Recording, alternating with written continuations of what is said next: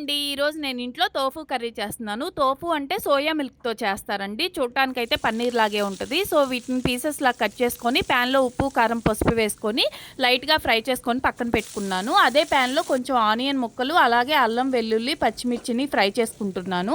వీటిల్లోనే టమాటా ముక్కలు, జీడిపప్పు కూడా వేసుకొని ఒక 5 మినిట్స్ ఫ్రై చేసుకున్నాక స్టవ్ ఆఫ్ చేసి కొంచెం ఆరనిచ్చి మిక్సీ పట్టుకొని ఆ పేస్ట్‌ని పక్కనుంచుకున్నాను.